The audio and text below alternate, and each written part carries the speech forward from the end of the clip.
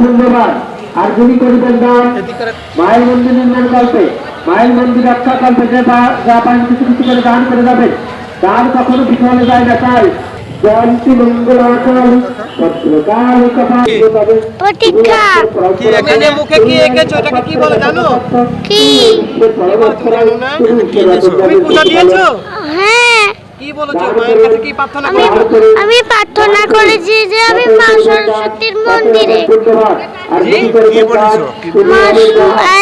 সবাইকে ভালো করো। এখানে আমি প্রার্থনা করতে পারি। তোমার হাতে কি এটা? আর বললো তাই আমি দেখাও, একটু দেখাও। এটা কি? এটার নাম কি জানো? মানুষ কিনেছি আমি এটার নাম কি জানো তুমি? পারবো। জি?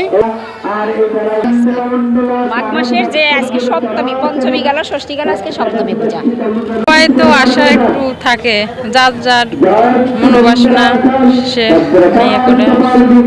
আজকে হচ্ছে সপ্তমীর পূজা, মাঘী সপ্তমীর পূজা। এটা কয়দিন? এটা তো হচ্ছে 7 দিন পরে হয়। এখন মেলা কয়দিন থাকবে সেটা তো বলতে অনেকদিন ধরে শুনছি হয় পূজাটা। আপনার বাসা কোথায়? আমার বাসা হচ্ছে একটারপুরে। আমি ক্লাস 2তে পড়ি, মানে ক্লাস 3তে পড়ি। আজকে পূজার এখানে এসে কি চেয়েছো? তোমার কি কি চাওয়ার আছে? সবার ভালো চেয়েছি।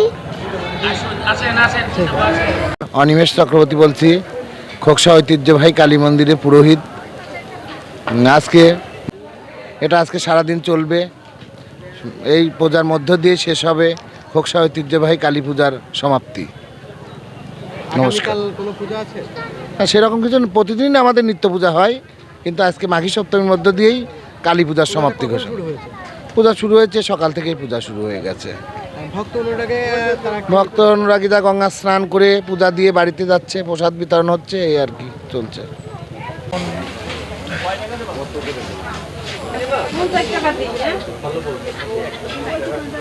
এবারও যথাযোগ্য মর্যাদায় আপনারা এই যে ঐতিহ্য, মানে ট্রেন বন্ধ ছিল, যার কারণে লোকজন এবার কম হচ্ছে। মানে গতবার থেকে এবার বেচা বিক্রি একদম সীমিত। কেমন আশা করেছিলেন? আশা করছিলাম গতবার এবার বেশি হবে, কিন্তু আসলে সেরকম হয় দর্শনার্থী এবং